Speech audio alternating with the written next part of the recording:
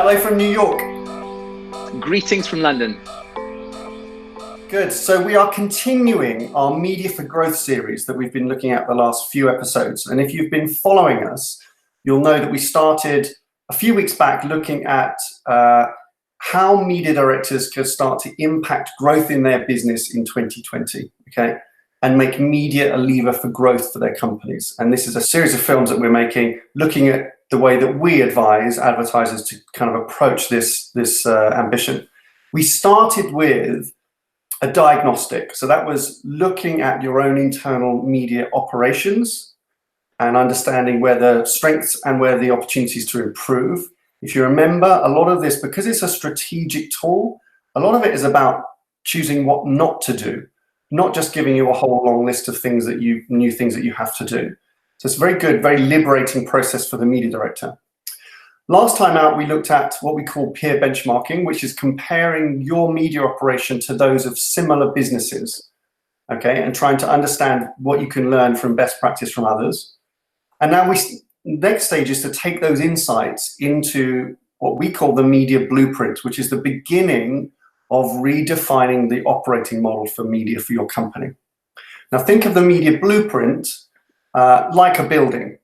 Okay, so it has a roof and it has walls and floors and foundations, and it has these components which we need to now assemble over the coming weeks. We start with the roof, which is the media vision. And the media vision for your organization is really the why. It's the North Star, why it exists. Why does your company invest money, perhaps hundreds of millions or billions of dollars in media each year? And so that's what we're going to investigate today, is how to write a media vision and what it is. Right then, so what is a media vision?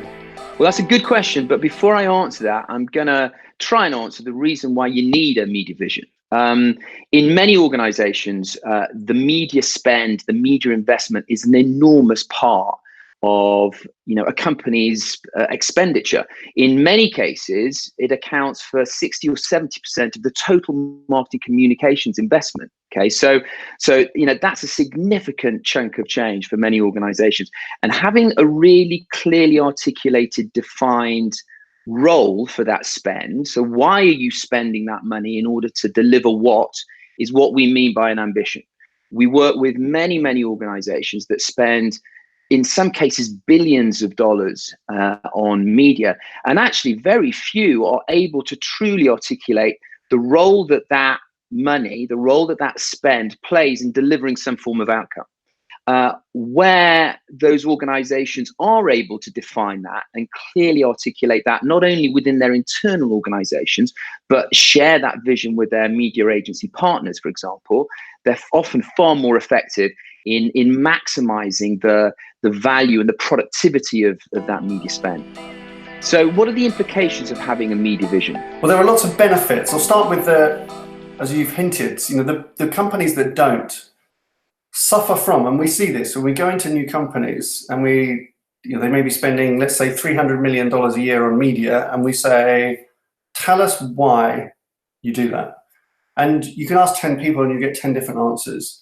And that's not just from the media team. You go and speak to the CFO, you go and speak to the CMO, you go and speak to e-commerce team or anybody else, shopper marketing, all these different adjacent functions. You'll get a slightly different view. So the implication of having a really clear vision is that you have consistency through the business as to why the company invests money into this, as you say, critical kind of growth driver. If we believe that media is a lever for growth, it's really important. Now, over the years, we've written dozens of media visions for different companies, and they're all different, and they become a little bit like the DNA of that media operation. They share some common truths. The best ones, the ones that really work really well, are in simple human language that is easy to communicate and easy to understand. That's really important. They are memorable. We want, ideally, certainly the first part of a media vision should be something. The true test is the water cooler test, or the elevator pitch, when you're in the lift with a prospective new boss or your new CEO, and they say, hey, oh, you run the media business, what does that do? And then you can say, like, this is the purpose of what we do. So it's got to be memorable and shareable. It has to be aligned to the company. So typically corporations will have some kind of stated mission or purpose or set of values. So it has to be rooted in the values of the company. It's incredibly important. And once it's there, you hang everything else off it. So all the other things that you could come to articulate. So for example, what are our global principles for media planning? Okay, well, they ladder from the vision. What are our global principles when it comes to media investment decisions? Well, that ladders from that. What are our global principles when it comes to, partner vendor relationships with platforms, whatever it might be? All ladders from the vision. So getting that right, to some it might feel like a slightly indulgent, fluffy, overly strategic process. And for those that want to get straight down to the tactical and the action, it can feel somewhat a distraction.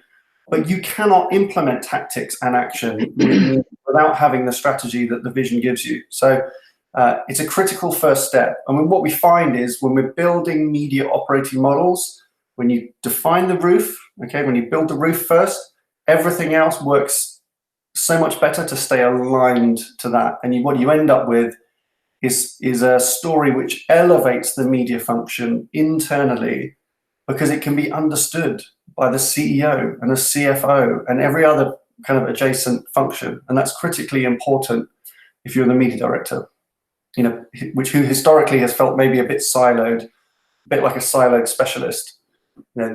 It puts your media function back into a critical part of the marketing exercise. And it's wonderful when we see that happen. If you're a marketer in 2020 then, and you're curious about a media vision, what should you do? Firstly, align it with your marketing vision. In many organizations, there is a clearly articulated marketing vision or ambition, even in those organizations that haven't quite figured out what the media part of that is.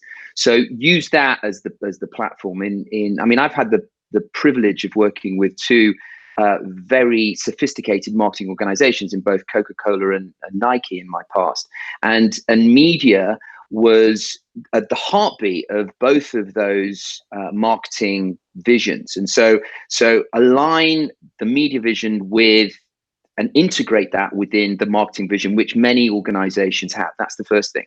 The second thing is, when you're articulating your media vision, make sure that it's inspirational, make sure that it is aspirational, and make sure that it is future facing. It has to be practical and tangible because it has to deliver against the now, but it also has to reach full challenge and push forward the media organization to deliver more.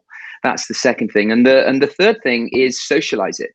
Make it inclusive, socialize it internally, make it feel accessible to, as you said, Tom, earlier on, to the different divisions and departments within an organization, and humanize that language and make it as common as you possibly can so that it galvanizes the different stakeholders within your organization. That's internally. And then externally, the most important thing is make sure that your agency partners and all of your marketing communication partners are aware that you have one, understand its purpose and its role, but critically can translate your media vision into a vision and ambition for them. So what role do they play in fulfilling your media and marketing vision? Those are the three tactics that I would suggest.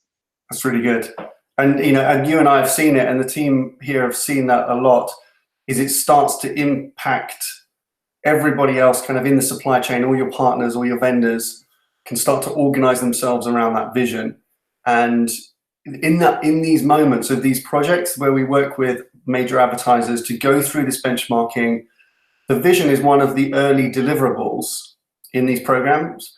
And it's such an exciting moment because it just really, this feels like the beginning of change, like the beginning of kind of reinvention. Everyone gets very excited by that, and it gives great momentum in the business. It's a really good moment. So we encourage you to investigate your own media vision, and if you'd like more information on that, go to idcomms.com/diagnostic, and there's a few more resources there that might help you. But that's your media snack for this week. Please subscribe, give us a thumbs up, tell us that you like what we're doing, hopefully. But that's it for now. Bye for now. See you next time.